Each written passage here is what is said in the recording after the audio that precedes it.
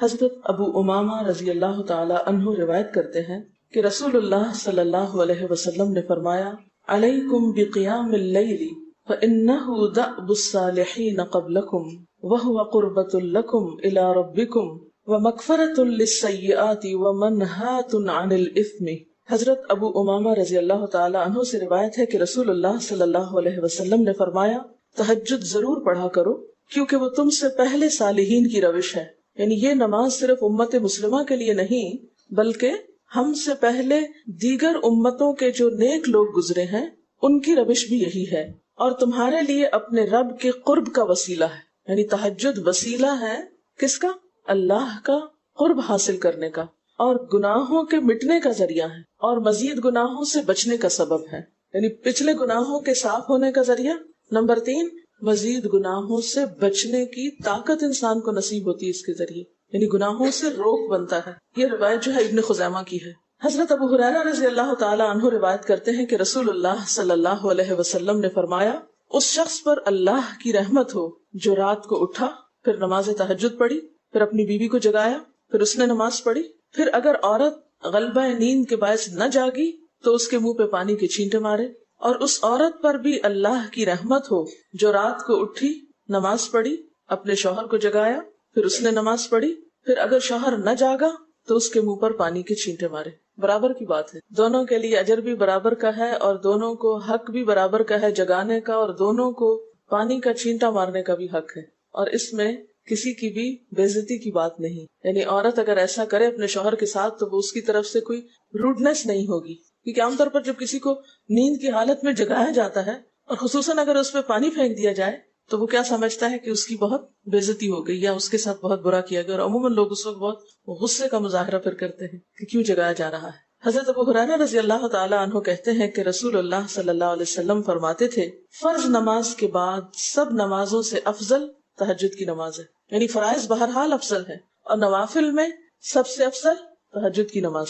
رسول اللہ صلی اللہ علیہ وسلم نے فرمایا جب انسان سوتا ہے تو شیطان اس کے سر کی گدی پر 3 گریں لگاتا ہے اور کہتا ہے کہ رات بڑی لمبی ہے، اس کو تھپکی دیتا ہے اور کہتا ہے لمبی رات ہے، ابھی سوئے رہو، ابھی ٹائم ہے، ٹھہر کے اٹھنا، یعنی اس کو سلائے رکھتا ہے۔ اگر وہ بیدار ہو کر اللہ کا ذکر کرے، یعنی آنکھ کھلے اور اللہ کا ذکر کو شروع کر دے تو ایک گرہ کھل جاتی، شیطان کے پھندے سے انسان آزاد ہونے لگتا ہے۔ اگر وضو کرے تو دوسری گرہ کھل جاتی، اگر نماز پڑھے تو تیسری گرہ کھل جاتی، اور وہ شادمان اور پاک نفس ہو کر صبح کرتا ہے۔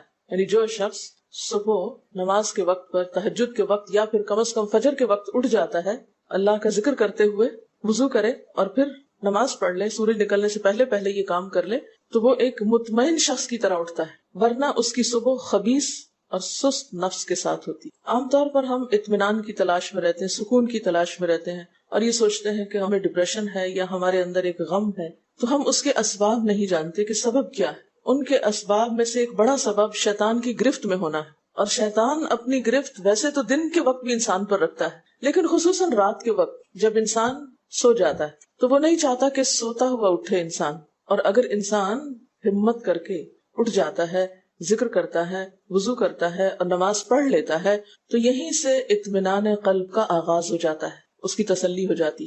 رسول اللہ صلی اللہ علیہ وسلم نے فرمایا اللہ تعالیٰ ہر رات آسمان دنیا پر نزول فرماتے ہیں، یعنی زمین سے سب سے قریبی آسمان پر۔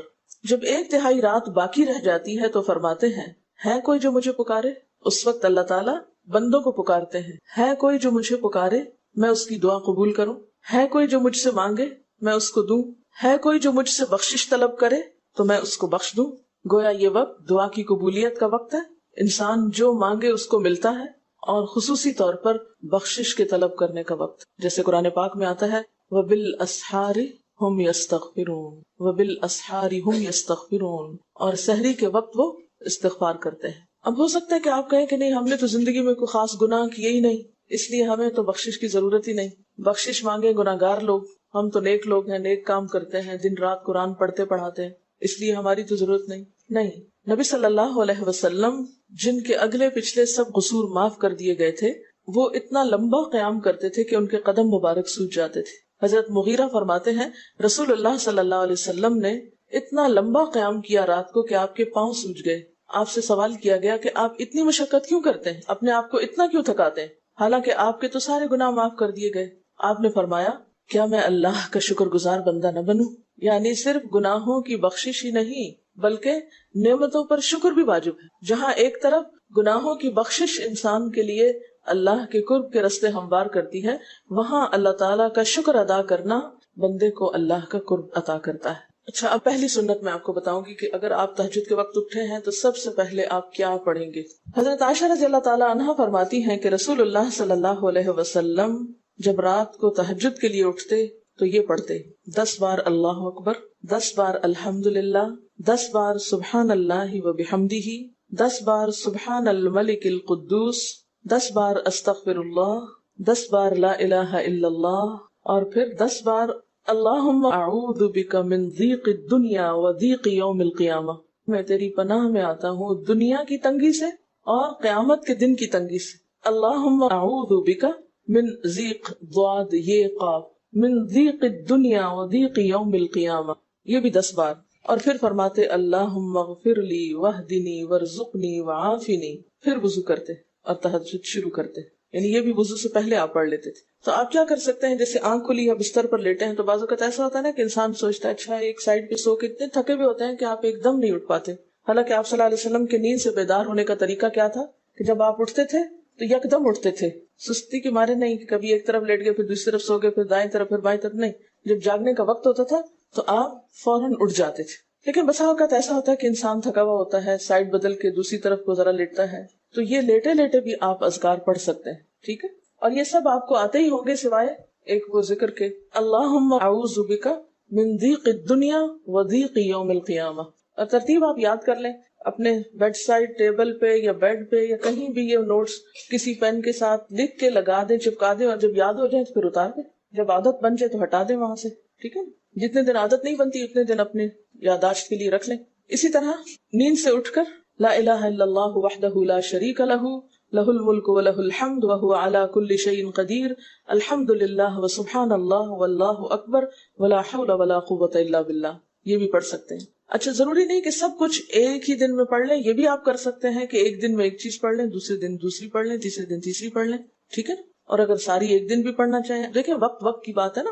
ہو سکتا ہے اس وقت عمر کے اس حصے میں آپ پہ بہت ذمہ داریاں ہوں، آپ یہ سب کچھ نہ پڑھ سکتے ہوں، لیکن زندگی کا ایک ایسا وقت بھی آتا ہے جب انسان بوڑھا ہو جاتا ہے، جب اس کے اوپر باقی ذمہ داریاں کم ہو جاتی ہیں، پھر نیند بھی کم ہو جاتی ہے، پھر زیادہ عبادت کا موقع ملتا ہے. تو ایسے میں جب انسان کے پاس عبادت کے لیے وقت اور موقع زیادہ ہو تو پھر یہ ساری چیزیں بھی پڑھ لیں. ٹھیک ہے نا. پھر اسی طرح یعنی یہ جو روایت ہے کہ جس میں آپ صلی اللہ علیہ وسلم نے فرمایا جو شخص نیند سے جاگے، اور یہ تہجد کے وقت ہی نہیں، اگر فجر کے لیے بھی آپ اٹھ رہے ہیں تو یہ دعا پڑھ سکتے ہیں لا الہ الا اللہ وحدہ لا شریک لہ، اور پھر الحمدللہ وسبحان اللہ واللہ اکبر ولا حول ولا قوۃ الا باللہ.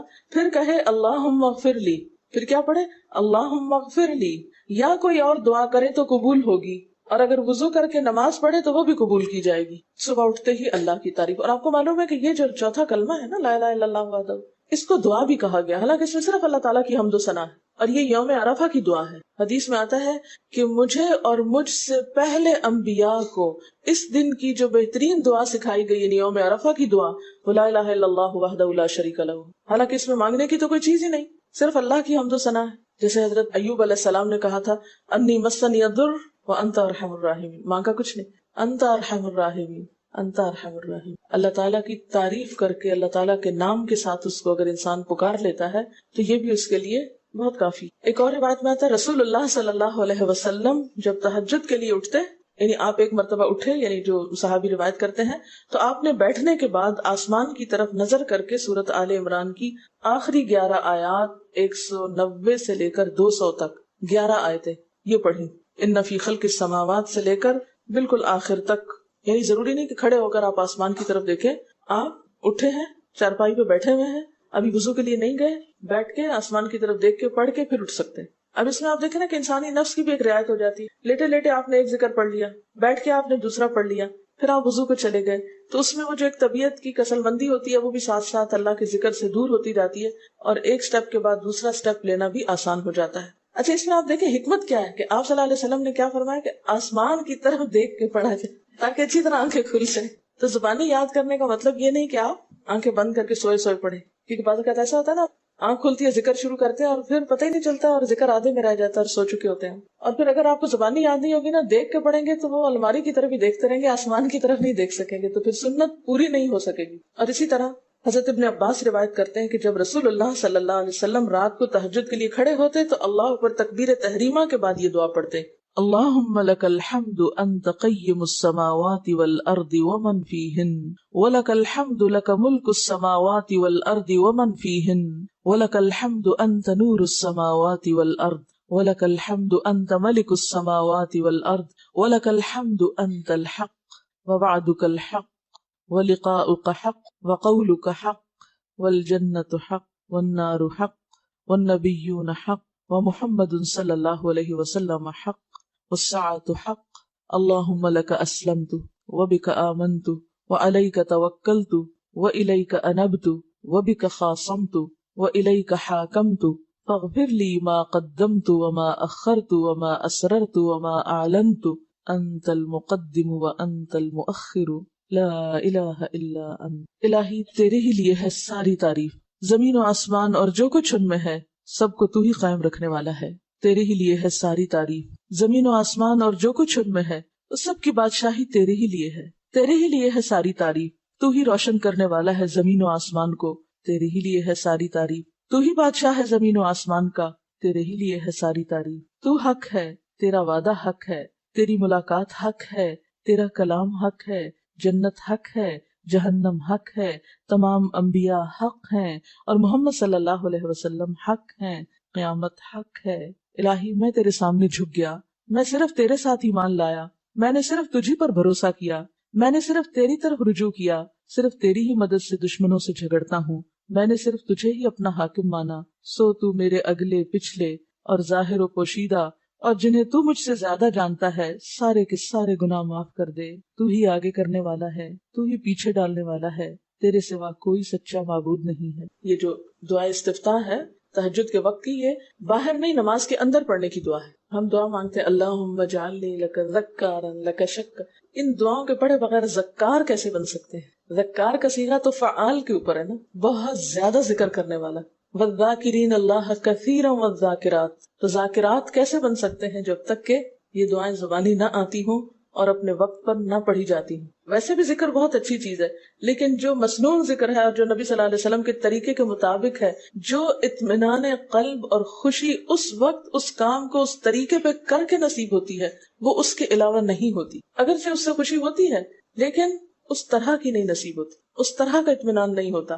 آپ تجربہ کر کے دیکھ لیں، سنت کے مطابق زندگی گزارنا اور اپنی مرضی کے مطابق زندگی گزارنا، یہ دو مختلف لائف سٹائلز ہیں، دو مختلف طریقہ ہے زندگی ہیں. دونوں کا امپیکٹ فرق ہوتا ہے، اثرات فرق ہوتے ہیں. اور یہ نہیں کہ یہ کوئی بہت مشکل عمل ہے، بہت مشکل کوئی نہیں ہے، ہم کر سکتے ہیں. لیکن بات یہ ہے کہ ہم کرنے کی کوشش کریں، ارادہ تو کریں. پہلے تو آپ اپنے آپ سے یہ پوچھیں ارادہ بھی کیا کہ نہیں، کیونکہ اگر ارادہ ہو گیا نا تو کام بھی ہو جائے گا. مشکل یہ ہے کہ ہم جب کوئی ایسا کام سنتے تو پھر سوچتے نہیں ہمارا تو حالات اتنے کٹھن ہیں کہ یہ عمل ہمارے لیے نہیں، ویسے بھی نفل ہے، کوئی بات نہیں، نہ بھی ہو سکا تو کیا ہے، یہی کہہ کے ہم چھوڑ دیتے ہیں چیزوں کو کہ نہیں. لیکن میں سمجھتی ہوں کہ جو عمر آپ بچیوں کی خاص طور پر اس وقت اس عمر کو غنیمت سمجھے اور اس میں آپ نے جو کچھ اب یاد کر لیا، عادت ڈال لی، وہ اگلی زندگی میں شدید مصروفیت کے باوجود بالکل عادت ثانیہ ہو جائے گی، ایک روٹین ہو جائے گی اور آپ کو مشکل نہیں ہوگی. لیکن اگر اب نہیں عادتیں ڈالی، کل کو نئے سرے سے عادت ڈالنا بہت مشکل ہوگا. سنت مشکل نہیں ہے، صرف یہ ہے کہ ارادے، نیت اور پھر کوشش کی ضرورت ہے. کر لیں گے تو ہو بھی جائے گا، آخر کرنے والے کرتے ہیں. لیکن جب پہلے ہی سے سوچ لیتے نہیں بڑا مشکل، وہ تو اللہ والے کرتے ہیں اور وہ تو نیک لوگوں کا کام ہے، ہم تو نہ اللہ والے ہیں اور نہ ہی نیک ہیں، تو کیوں نہیں ہے، ہو جائے. اب آپ صلی اللہ علیہ وسلم کے تہجد کی کیفیت کیا تھی؟ حضرت ابو ذر کہتے ہیں کہ رسول اللہ صلی اللہ علیہ وسلم نے تہجد میں اتنا قیام کیا کہ اس ایک آیت کو پڑھتے پڑھتے صبح کر دی. ایک آیت پڑھتے پڑھتے صبح کر دی. کون سی آیت تھی وہ؟ ان تعذبہم فانہم عبادک وان تغفر لہم فانک انت العزیز الحکیم. ایک آیت کو اتنی دفعہ پڑھا اور پڑھتے رہے اور پڑھتے رہے اور پڑھتے رہے، اسی میں صبح ہو گئی. تو طویل قیام جو ہے ضروری نہیں کہ وہ صرف کس وقت ہو، کوئی لمبی صورت پڑھ کے ہی، چھوٹی صورت بھی ہو سکتی ہے لیکن روح کے ساتھ، شعور کے ساتھ اگر آپ دوہرا کے بھی پڑھیں. مثال کے طور پہ آپ نے کوئی صورت یاد کر لی ہے اور آپ پڑھنے کھڑے ہوئے ہیں اور آپ کو صحیح طرح آتی نہیں ہے، یا آتی ہے تو اتنی تیز نہیں آتی، بہت رٹی ہوئی نہیں ہے، تو کوئی بات نہیں، ایک ایک آیت کو 2 دفعہ 3 دفعہ بھی آپ اس کو پڑھ سکتے ہیں، اور اس طرح بھی پڑھ کے لمبا کر سکتے ہیں. یعنی طویل قیام صرف زیادہ قرات سے ہی نہیں، مختلف طریقوں سے ہو سکتا ہے. یہ آیت ہے سورۃ المائدہ کی 118 نمبر آیت ہے. اگر تو انہیں عذاب دے تو وہ تیرے بندے ہیں، اور اگر تو انہیں معاف کر دے تو یقیناً تو غالب اور حکمت والا ہے. حضرت حذیفہ رضی اللہ تعالی عنہ نے نبی صلی اللہ علیہ وسلم کو تہجد پڑھتے دیکھا. وہ کہتے ہیں سورۃ فاتحہ کے بعد آپ نے سورۃ بقرہ پڑھی، پھر رکوع کیا. آپ کا رکوع آپ کے قیام کی مانند تھا. ہماری تو کمر نہ ٹوٹ جائے. کر کے تو ذرا دیکھیں. میں نے زندگی میں پہلی دفعہ رمضان میں طویل رکوع اور سجدے کا موقع ملا. اس سے پہلے تو اس طرح کا سچ پوچھے کانسیپٹ بھی کوئی نہیں تھا، کیونکہ بہت سی چیزیں جب ہم پڑھتے ہیں تو ہم کہتے ہیں ہاں یہ نبی صلی اللہ علیہ وسلم کے لیے ہے، یہ تو آپ کی شان ہے اور آپ کا مقام ہے. ہم تو عام کمزور بندے ہیں. اصل میں ہم کمزور کیوں ہیں؟ اس لیے کہ ہم نے اپنی انرجیز بیکار باتوں میں بہت لگا رکھی ہیں. بیکار غم پالے ہوئے ہیں، بیکار مشغلے ہیں، بیکار گفتگویں ہیں. انرجی تو لگتی ہے نا. آپ فضول کی باتیں سوچیں تو کیا انرجی نہیں لگے گی؟ آپ لایانی چیزوں پہ کڑنا شروع کر دیں، کیا انرجی نہیں لگے گی؟ لگے گی. تو پھر آپ کے پاس کوئی تعمیری مثبت کام کرنے کے لیے نہ وقت ہے نہ انرجی ہے. پھر اس وقت تک آپ خالی ہو چکے ہوتے ہیں. رات کو دیر تک آپ اگر فضول گپ شپ کرتے رہے تو صبح اٹھے گا کون؟ اور پھر صبح پڑھے گا کون؟ اور اگر پڑھے بھی تو کیا پڑھے اس نے؟ کبھی آپ نے سوچا کہ احادیث کی یہ جو کتابیں ہیں یہ ساری کی ساری صرف آپ کی گفتگو نہیں، آپ کے عمل کا بھی احاطہ کیے ہوئے ہیں، اور ٹوٹل آپ کی گفتگو یہی ہے. اور اگر ہم اپنی گفتگو کو دیکھیں اور ہماری باتوں کی کوئی کتاب تیار ہو، نبی صلی اللہ علیہ وسلم کی عظمت کو پہچانے، ہم اپنی گفتگو کا جائزہ لیں. اگر ہماری گفتگو بھی ریکارڈ ہو کر لوگوں کے پاس جانے لگے، لوگوں تک پہنچنے لگے، ہم عملی نمونہ کیوں نہیں لوگوں کے لیے؟ ہمیں دیکھ کر لوگوں کے عمل کیوں نہیں بدلتے؟ ہماری بات لوگوں پر اثر کیوں نہیں کرتی؟ کبھی سوچا ہم نے؟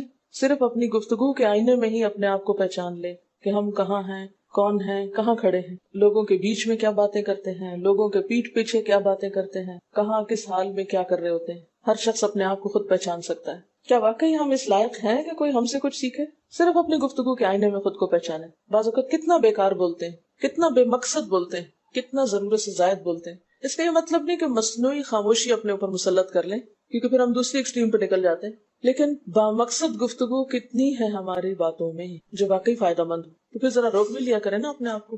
اپنے ساتھ خود ہی محنت کریں گے تو بات بنے گی. سوچے تو احساس تو کریں. جب کریں گے تو انشاءاللہ کامیابی بھی ہوگی. لیکن پہلی بات تو یہ نا کہ ہم جو کچھ کرتے ہیں نہ اس کا حساب کرتے ہیں، نہ اس کے بارے میں سوچتے ہیں کہ ہم کر کیا رہے ہیں. ہمیں نیکی نہ کرنے کا موقع یا ہمارے نیکی نہ کرنے کا ایک سبب اور ایک بڑی وجہ ہماری انرجیز کا بیکار چیزوں میں استعمال ہونا ہے، فضول کی سیاست میں ملوث ہونا ہے. اپنی ذمہ داریوں کا ہمیں ہوش نہیں ہوتا، دوسروں کے کاموں میں مداخلت خوب سوچتی. خود کیا کر رہے ہیں اس کا کچھ پتہ نہیں، دوسرے کیا کر رہے ہیں اس سے بہت دلچسپی، یا کیا نہیں کر رہے. بہت سے لوگ، بہت سی خواتین کمر درد کی شکایت کرتے ہیں، اور اس کی ایک بڑی وجہ نمبر 1 رکوع کا صحیح پوزیشن پہ نہ ہونا ہے، اور نمبر 2 اس پوزیشن پہ کوئی ایکسرسائز نہیں ہماری ہوتی. یہ بتا رہی ہے کہ کسی کی کمر میں درد تھا، ٹھیک نہیں ہوتا تھا کسی چیز سے، تو ڈاکٹر نے ان کو یہ مشورہ کیا کہ طویل رکوع اور طویل سجدے کریں. بیسٹ ایکسرسائز ہے، کر کے تو دیکھیں. اور اس میں آپ دیکھیں کہ صحیح پوزیشن پہ لائیں، بالکل اسٹریٹ رکھیں گردن اور کمر کو. پیٹھ اور گردن ایک لائن میں آنی چاہیے. بہت سے لوگ یوں ٹیڑھی کرتے ہیں، یوں کر کے بس کرتے ہیں. یہ غلط پوزیشن ہے، اس سے تو اور بیمار ہو سکتے ہیں. کئی لوگ سر پھینک دیتے ہیں نیچے کو، یہ بھی غلط پوزیشن ہے، اس سے بھی کام خراب ہوتا ہے. اگر آپ صحیح پوزیشن پہ رکوع لمبا کریں تو یقینی طور پہ کمر درد کا علاج ہے. تو پٹھے مضبوط ہوتے ہیں نا کمر کے، آپ اس کو روک کے رکھے ہوتے ہیں ایک سیدھی لائن میں.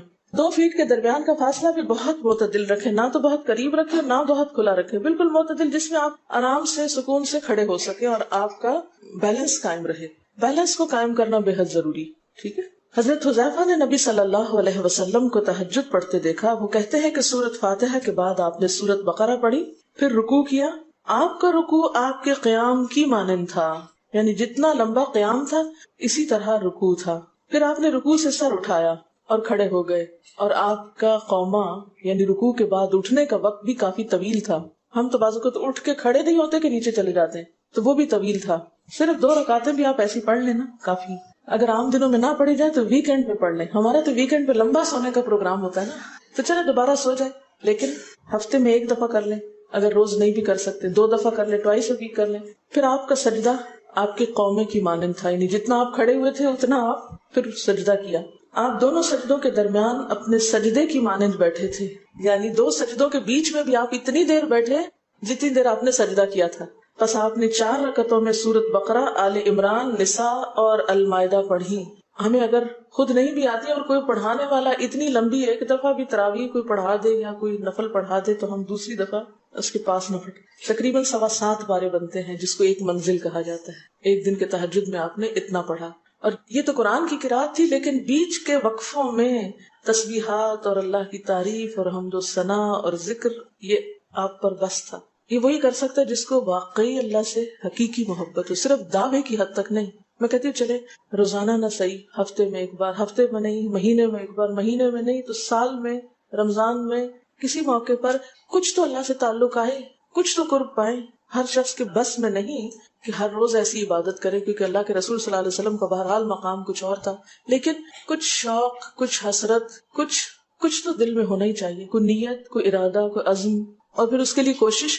تو وقت بچے گا کچھ آپ کے پاس فالتو باتوں کے لیے، فضول چیزوں کے لیے، کچھ سوچنے کے لیے، ٹینشن کے لیے بچے گا کچھ؟ سب کچھ بھاگ جائے گا، کچھ بھی نہیں بچے گا. کیونکہ ان عبادی لیس لک علیہم سلطان، میرے بندے ان پہ اے شیطان تیرا کوئی زور نہیں چلتا. بس چلتا ہی نہیں ان پہ تیرا، سارا زور ہی ان پہ چلتا ہے جو فالتو ہوتے ہیں. فالتو ذہن جو ہوتا ہے وہ شیطان کا گھر ہوتا ہے. حضرت حذیفہ بیان کرتے ہیں کہ میں ایک رات آپ صلی اللہ علیہ وسلم کے ساتھ نفلی نماز میں شریک ہو گیا. آپ نے سورۃ بقرہ شروع کر دی. میں نے سوچا کہ آپ 100 آیات پڑھ کر رکوع میں چلے جائیں گے، مگر آپ پڑھتے گئے. میں نے خیال کیا کہ سورۃ بقرہ کو 2 رکعتوں میں پڑھیں گے، لیکن آپ پڑھتے رہے. آپ نے سورۃ بقرہ ختم کر کے سورۃ نساء شروع کر دی، پھر ختم کر کے آل عمران پڑھنی شروع کر دی، اس کو بھی ختم کر دیا. آپ نہایت آہستگی سے پڑھتے جاتے تھے. جب ایسی آیت تلاوت کرتے جس میں سبحان اللہ کہنے کا حکم ہوتا ہے، جیسے سبح بحمد ربی جیسے مثال کے طور پر، تو سبحان اللہ کہتے. اگر کچھ مانگنے کا ذکر ہوتا تو سوال کرتے، اگر پناہ مانگنے کا ذکر ہوتا تو اعوذ باللہ پڑھتے.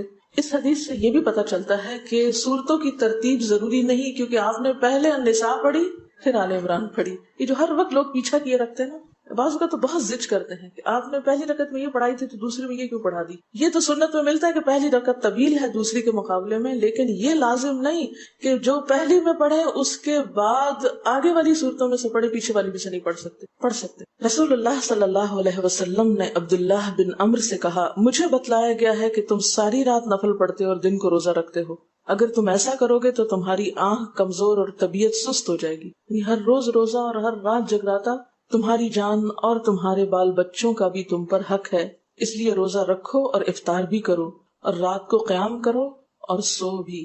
یعنی ساری رات تہجد پڑھنا یا نفل پڑھنا پسندیدہ نہیں ہے، رات کو سونا بھی پسندیدہ ہے. ہمارے ہاں 27ویں رات کو پوری رات جاگنا لازم سمجھا جاتا ہے، تو نبی صلی اللہ علیہ وسلم سے کوئی رات بھی پوری کی پوری جاگنا ثابت نہیں. کیونکہ اگر انسان صرف جاگتا ہی جاگتا چلا جائے تو آسان ہوتا ہے، ایک دفعہ سو کے پھر اٹھنا جو ہے نا، وہ اصل میں نفس کا امتحان ہوتا ہے، وہ مشکل ہوتا ہے. اسی طرح نبی صلی اللہ علیہ وسلم 3 دن سے کم میں قرآن مجید ختم کرنا پسند نہیں فرماتے تھے. آپ نے حضرت عبداللہ بن عمرو سے فرمایا کہ 1 ماہ میں پورا کر لو. انہوں نے عرض کی میں اس سے زیادہ تلاوت کی طاقت رکھتا ہوں، تو فرمایا 20 دن میں کر لو. ان کا میں اس سے زیادہ کی طاقت رکھتا ہوں، فرمایا 7 دن میں ختم کر لیا کرو، اس سے زیادہ کی اجازت نہیں. یعنی وہ ایک منزل کر کے. صحابہ کرام چونکہ اس زمانے میں مصحف اس طرح تھوڑی چھپے ہوئے تھے کہ کتابوں کی شکل میں ہوں، جو قرآن تھا لوگوں کے سینوں میں تھا، یاد کیے ہوئے تھے، اور وہ یاد کیا ہوا کہیں صبح کے وقت الگ بیٹھ کے نہیں پڑھا کرتے تھے. وہ کہاں پڑھتے تھے؟ تہجد میں نماز کے اندر پڑھا کرتے تھے. اب یہ تو ہم لوگوں کی مشکل ہوگی نا کہ ہمیں آتا کچھ نہیں زبانی، تو پھر ہم دیکھ کے پڑھتے ہیں تو نماز میں پھر وہ مشکل ہوتا ہے تو الگ رکھ کے پھر اس کو پڑھ رہے ہوتے ہیں. ٹھیک ہے، لیکن زیادہ بہترین پڑھنا نماز کے اندر کا پڑھنا ہے، اگرچہ دیکھ کے پڑھنے کی اس میں بھی اجازت ہے. لیکن ان کی چونکہ شدید حرص تھی حضرت عبداللہ بن عمرو کی، تو آپ نے ان کو 3 دن کی پھر اجازت دے دی تھی، اور آپ نے فرمایا کہ اس شخص کو قرآن کی کچھ سمجھ نہیں ہو سکتی جو 3 سے بھی کم دن میں قرآن پڑھے. نبی صلی اللہ علیہ وسلم نے فرمایا، جو شخص رات کے نوافل میں 200 آیات تلاوت کرتا ہے وہ اطاعت گزار مخلص لوگوں میں شمار ہوتا ہے. انہ من عبادنا المخلصین، وہ آتا ہے نا قرآن پاک میں انبیاء کی صفت میں سے. تو جو شخص رات کو نماز میں یعنی نفل میں 200 آیات تک تلاوت کرتا ہے وہ اطاعت گزار مخلص بندوں میں شمار ہوتا ہے. اور سنن دارمی میں واضح طور پر آتا ہے کہ نبی صلی اللہ علیہ وسلم ساری رات نوافل نہیں پڑھا کرتے تھے.